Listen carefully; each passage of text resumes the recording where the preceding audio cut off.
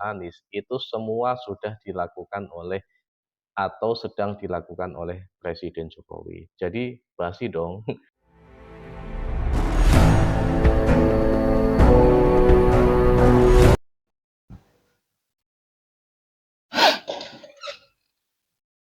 Baik, Assalamualaikum warahmatullahi wabarakatuh. Kembali bersama saya tentunya di channel Rian TV.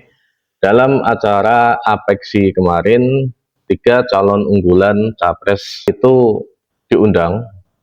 Kemudian mereka menyampaikan gagasan-gagasan, atau lebih jelasnya adalah mereka berpidato untuk mengungkapkan gagasan dan menarik minat masyarakat Indonesia agar memilih beliau. Dari 3 nama capres ini, saya tertarik terkait ya dengan Anies Baswedan. Kali ini secara tersirat sebenarnya Anies ini mengkritik pemerintahan Jokowi. Tapi di sisi lain sebenarnya ya, ketika saya melihat, meneliti apa yang menjadi gagasan-gagasan Anies, itu semua sudah dilakukan oleh atau sedang dilakukan oleh Presiden Jokowi. Jadi basi dong apa yang selama ini ingin diusung Anies Baswedan, yaitu namanya perubahan. Tapi semua yang digagas Anies kemarin dalam forum tersebut, yang intinya mengungkapkan gagasan, itu semuanya sudah dilakukan atau sedang dilakukan dalam on proses oleh Presiden Jokowi. Jadi inspiratornya siapa? Presiden Jokowi lah, seperti itu. Jadi kalau ada yang narasi tentang perubahan, itu sampai sekarang tidak jelas seperti apa yang mau diubah. Jadi dalam konsep apa yang disampaikan Anies kemarin itu, kita bisa memahami bahwa Anies salah satunya adalah mengkritik tentang ketimpangan. Jadi antara kaya dan miskin itu sangat besar sekali perbedaannya. Kemudian antara ketimpangan dalam hal pembangunan. Sebenarnya konsep ini itu sangat bisa dijawab dengan mentah dijawab dengan cara mudah saja. Karena gini, konsep yang dipakai Anies dengan mengkritik yang namanya ketimpangan, ini sesuatu hal yang menjadi program utama Presiden Jokowi. Program utamanya apa? Yaitu membangun infrastruktur dari tingkat desa sampai tingkat kota, sampai pelosok-pelosok desa, ya, itu dibangun semuanya.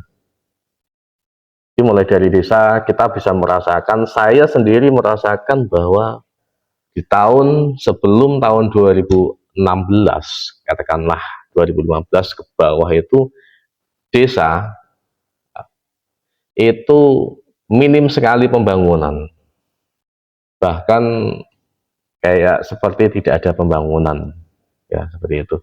Jadi di masa pemerintahan Jokowi, ketimpangan ini, pembangunan antara desa dan kota ini ditiadakan, dihapus dengan adanya dana desa. Dan ketika ada dana desa, ya kita bisa merasakan di desa-desa ini sekarang jalannya semua sudah bagus, kecuali yang jelek. Berarti yang jelek itu, yang bermasalah adalah kepala desanya. Ada juga yang masih jelek, tapi 90% di desa-desa, daerah-daerah terpencil itu semuanya sudah bagus. Dan ekonomi di desa menggeliat. Saya bisa merasakan perbedaan yang jauh sekali di daerah saya itu, terkait dengan jalannya itu sangat beda jauh. Yang dulu itu saya naik motor, ya itu diperkirakan sampai desa saya itu 15 kilo. Itu jalannya berlubang-lubang semua, batu-batu seperti itu. Dan itu terjadi di zamannya siapa? Zamannya SBY sebelum ini. Minim sekali pembangunan. Dan di zaman Jokowi dengan adanya yang namanya dana desa, itu menutup itu semua.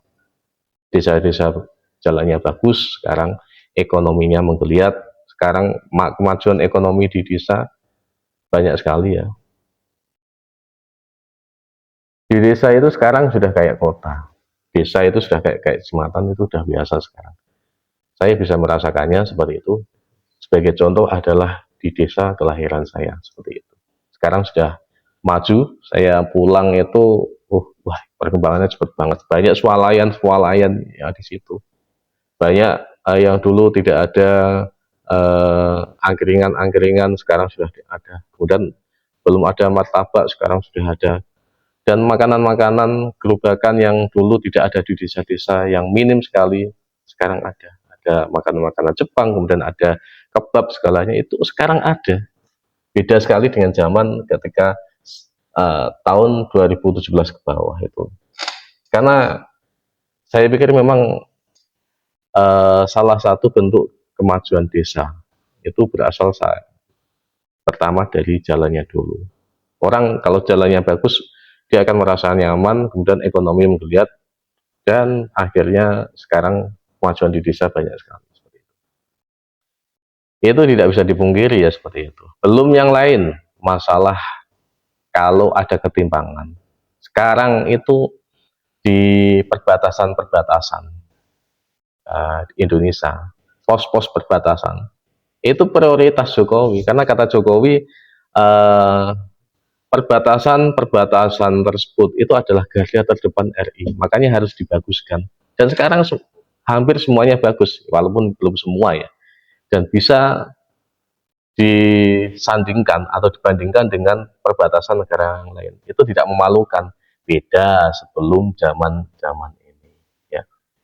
Jalan tol, kalau ada perbedaan katanya ketimpangan pembangunan, jalan tol tidak hanya di Jawa, Kalimantan, di Sumatera, bahkan di Papua, ada Trans Papua sekarang.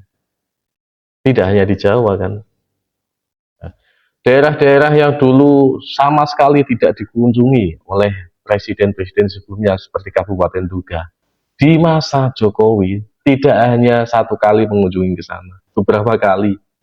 Itu yang, dan program-program yang lainnya seperti program-program yang eh, apa penanaman yang kemarin baru saja dikunjungi, itu nanam di daerah perbatasan antara Papua Nugini dengan Papua, itu dijadikan sebagai food estate. Itu menggeliat sangat. Kemarin sudah satu kali panen. Itu hanya terjadi di siapa? Zamannya Jokowi. Dan Jokowi itu tidak hanya melulu kerjanya di mana, di depan meja seperti ini, enggak.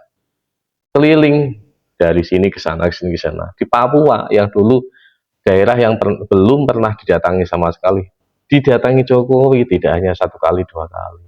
Karena Jokowi itu menyelesaikan suatu masalah dengan caranya sendiri.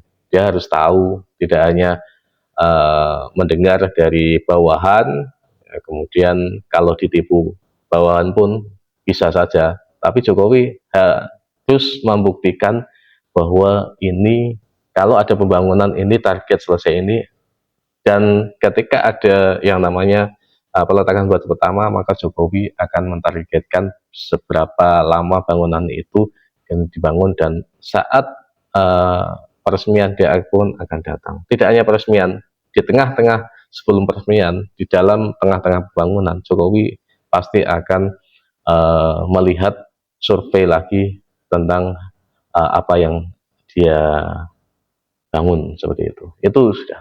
Jadi kalau Anies Baswedan mengatakan masalah ketimpangan pembangunan itu, saya pikir kok data yang tidak valid sama sekali ya, atau semacam gagasan yang dipaksakan, yang di situ ya kayak apa ya, kalau itu program barunya ya, itu ya kayak nyontek Jokowi, tapi kok menyalah-nyalahkan Jokowi. Sebenarnya ya apa yang disampaikan Anies Baswedan itu program semua yang sudah dilakukan Jokowi, seperti itu. Kan aneh dan tidak fresh dan tidak smart juga apa yang disampaikan uh, tentang ini. Apalagi Anies ini membandingkan ya, membandingkan negara-negara yang sudah maju itu cuma dari foto. Kan aneh gitu loh. Dari foto satelit disampaikan kalau perang itu maju seperti itu. Kan aneh. Cuman membayangkan atau semacam menilai bahwa negara ini maju atau tidak itu dari lampunya. Heran, tidak masuk akal kan seperti itu.